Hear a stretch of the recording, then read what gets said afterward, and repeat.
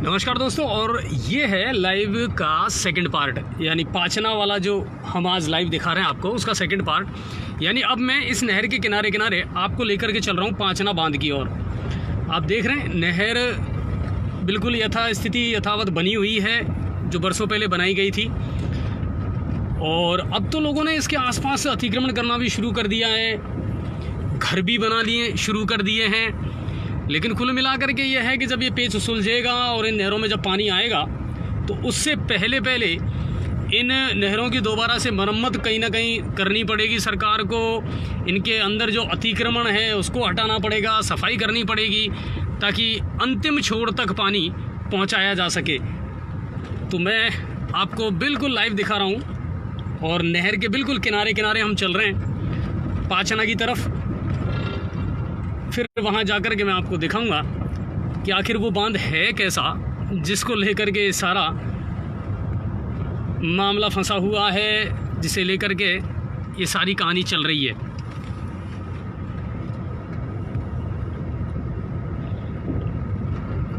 एक तरफ तो देखिए, अगर केंद्र सरकार की बात की जाए तो उन्होंने बहुत बढ़िया योजना बनाई कि साहब जितनी भी नदियां हैं उनको जोड़ा जाए, और एक अच्छी योजना है, क्योंकि अकाल से भी आप बच सकते हो और बाढ़ से भी आप बच सकते हो।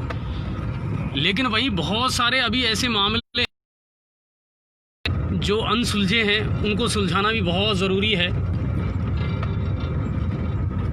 1970 में बनाया।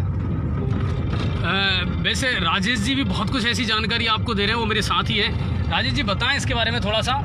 मैंने वरिष्ठ पत्रकारों से बात करी थी जो 1970 में जो पत्रकारिता करते थे। उन्होंने मुझे बताया कि जो बांध है वो 1970 में 25 लाख रुपए मिट्टी के बांध के लिए ये बाणवास और नंदोती और गंगापुर जो तहसील है उनके लिए बनाया गया था। मगर ये अलग एरिया मतलब बांध बनाने की बात थी ये, और मिट्टी का पहला बांध सबसे बड़ा बांध। अच्छा, तो शुरू में इसका निर्माण मिट्टी के बांध से किया गया। एक सांसद थे, वो करते थे, मंत्री थे उस टाइम, बहादुर सिंह जी। वो पुराने 1977 की बात है, तब तो हमारा जन्म भी नहीं हुआ था। उस टाइम के 25 लाख रुपए सेंक्शन करवाए थे उन्होंने उस जमाने में। और आज आपको हम लाइव दिखाई रहे हैं, और इसके लिए अमेरिका के सहयोग से ये बांध का निर्माण हुआ है।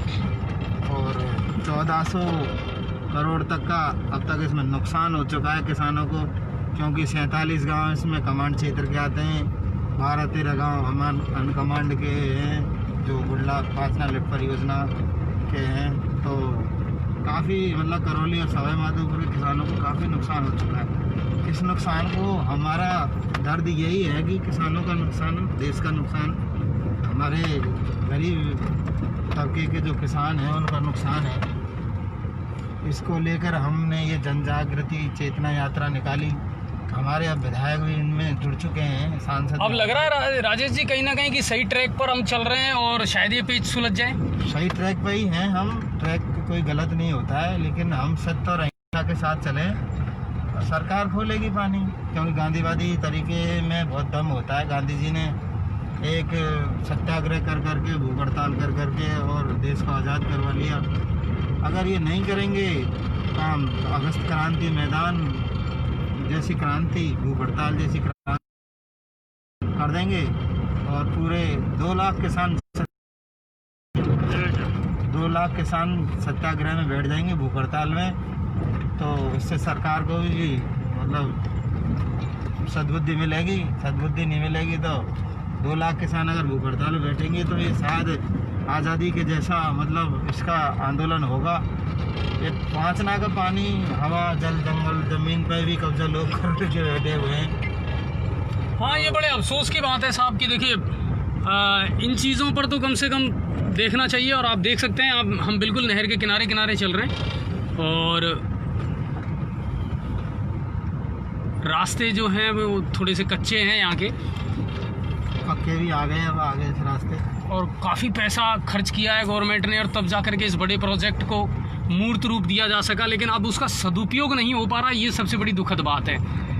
कि करोड़ों रुपए खर्च भी हुए हैं और फिर भी उसके बावजूद भी इसका कोई महत्व नहीं निकल पाया और जो लाभ मिलना चाहिए था वो नहीं मिल पाया।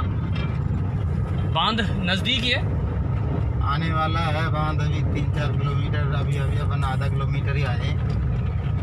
चलिए तो लगातार और मैं इसी तरह लाइव आपको दिखाता रहूँगा और बांध पहुँच करके अब हम अपनी अगली लाइव शुरू करेंगे।